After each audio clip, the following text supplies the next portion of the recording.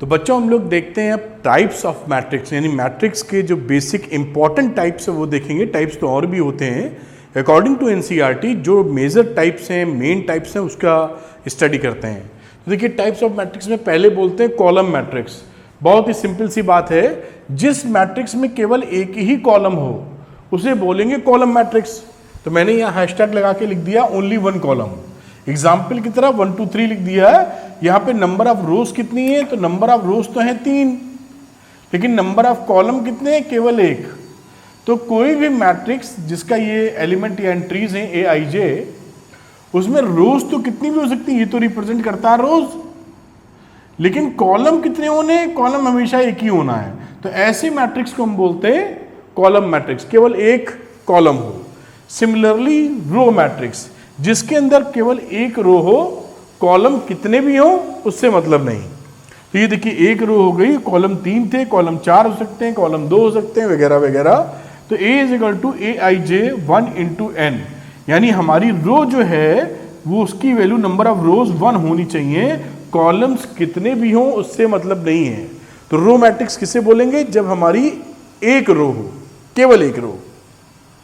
Square matrix, आप समझ रहे हो कि इसकी भाषा से ही, जब नंबर ऑफ रोज और नंबर ऑफ कॉलम्स बराबर हो जाए, रोज और कॉलम्स बराबर हो जाएं, number of rose and columns बराबर हो जाएं, तो हम ये बोलेंगे क्या है, स्क्वायर मैट्रिक्स। जैसे कि एग्जांपल के तौर पे ये बनाइए, देखिए आपके लिए ये ए है 1 2 3 4 5 6 7 8 9 मैंने लिख दिया है, और इसका नंबर ऑफ रोज कितनी है 3, नंबर ऑफ कॉलम कितने 3। तो रोज और कॉलम की संख्या बराबर है, ऐसी मैट्रिक्स को बोलते हैं स्क्वायर मैट्रिक्स। सिंबॉलिक रिप्रेजेंटेशन, ए मैट्रिक्स है, उसके अंदर की एंट्रीज या एलिमेंट्स ए आई जे, और इसका ऑर्डर देखिए रोज और कॉलम दोनों के दोनों इक्वल दिख रहे हैं, m इंटू एम, मतलब m बाई m। ये हो जाएगी स्क्वायर मैट्रिक्स। इस स्क्वायर मैट्रिक्स को जरूर ध्यान रखिएगा, बहुत इस्तेमाल होती है।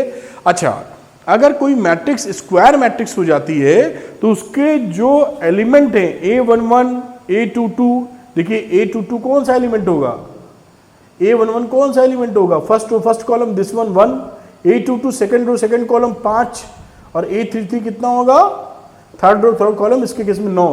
यानी ये जो डायगोनल एलिमेंट हैं इनको हम बोलते हैं डायगोनल एलिमेंट्स। देखिए in square matrix element entries A11 A22 और इस तरीके से AMM तक जाओ तो उसको क्या बोलते हैं, डायगोनल। तो इसे बोलते हैं डायगोनल। ये किस कॉन्टेक्स्ट में बात किया जाता है, जब हमारी स्क्वायर मैट्रिक्स होती है। ध्यान रखिएगा, स्क्वायर मैट्रिक्स नहीं होगी तो डायगोनल की चर्चा नहीं की जाएगी। तो डायगोनल मैट्रिक्स होने का मतलब डायगोनल होएगा तभी जब स्क्वायर मैट्रिक्स हो। आगे बात करते हैं डायगोनल मैट्रिक्स की बात करते हैं। तो देखिए डायगोनल मैट्रिक्स के लिए पहली शर्त क्या है कि वो स्क्वायर मैट्रिक्स हो। हर डायगोनल मैट्रिक्स स्क्वायर मैट्रिक्स होती है, लेकिन हर स्क्वायर मैट्रिक्स डायगोनल मैट्रिक्स नहीं होती है। तो स्क्वायर मैट्रिक्स जिसे मैंने रिप्रेजेंट कर दिया B is equal to b I j m by m, क्योंकि ये स्क्वायर मैट्रिक्स है, mm बराबर होंगे। जहां पर ऑल नॉन डायगोनल एलिमेंट्स और 0, इसमें जो ये नॉन डायगोनल है 2 3 6 4 7 8, अगर ये 0 हो जाए नॉन डायगोनल एलिमेंट्स तो वो बन जाती है डायगोनल मैट्रिक्स। देखिए इसके अंदर 1 3 5 डाल दिए गई ये एंट्रीज डायगोनल वाली तो हैं, लेकिन बाकी सारी जीरोस हैं। इसको लिखने का तरीका देखिए क्या है, B I J is equal to 0 if I is not equal to जे।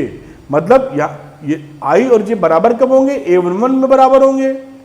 आई और जे बराबर कब होंगे, डायगोनल वाले एलिमेंट्स के लिए 1 1 2 2 3 3, तो वहां का जिक्र नहीं किया जा रहा है।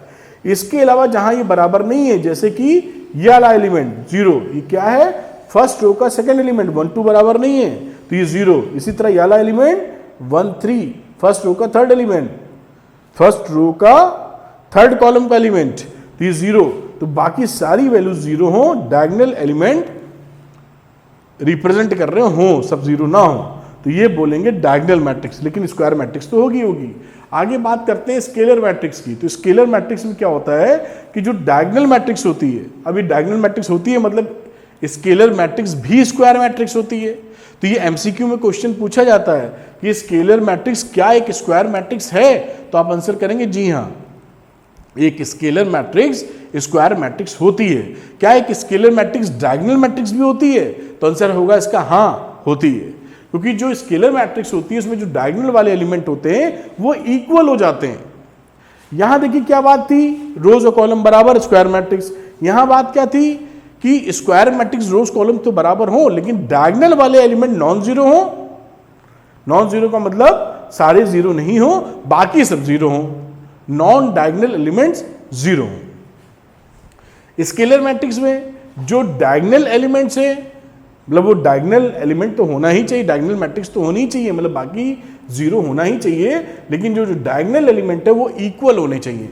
तो ये diagonal matrix set to be scalar matrix if it's all diagonal elements are equal.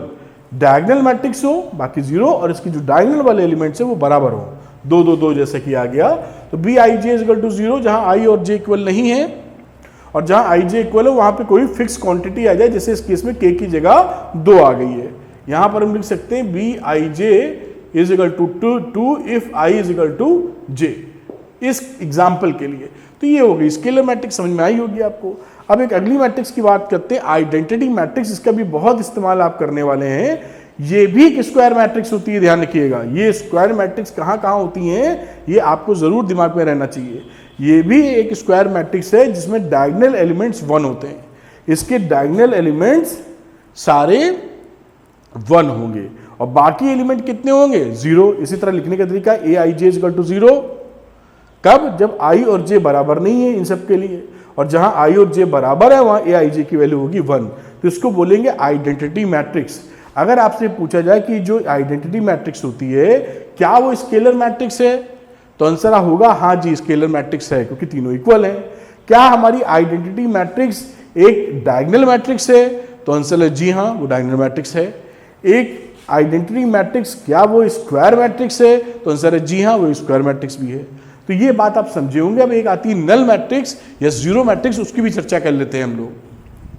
ये जो नल मैट्रिक्स या जीरो मैट्रिक्स होती है इसमें जितनी भी एंट्रीज होती हैं सब जीरो होती हैं। जैसे कि ये भी हमारी नल मैट्रिक्स है, ये भी हमारी नल मैट्रिक्स है, कोई भी नल मैट्रिक्स हो सकती है, इसमें सारी एंट्रीज जीरो होती हैं। ध्यान रखिएगा इसमें इस मैट्रिक्स का स्क्वायर मैट्रिक्स होना जरूरी नहीं है। तो कोई भी नल मैट्रिक्स होती है इसका जो ऑर्डर होता है वो ये स्क्वायर मैट्रिक्स हो भी सकती है नहीं भी हो सकती है।